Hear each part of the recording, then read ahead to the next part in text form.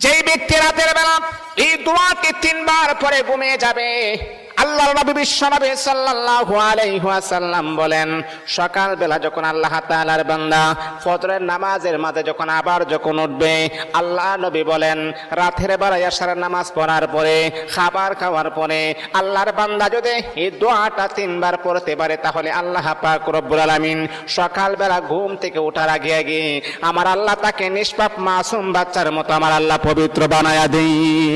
দোয়াটা সবাই আমরা জানি, আমরা সবাই কিন্তু দোয়াটা জানি, কিন্তু আমরা আমল করি না। দোয়াটা হলো আস্তাগফিরুল্লাহাল্লাযী লা ইলাহা ইল্লা হুয়াল হাইয়ুল কাইয়্যুম ওয়া আতুবু ইলাইহি লা হাওলা ওয়ালা কুওয়াতা ইল্লা বিল্লাহিল আলিয়্যিল আযীম।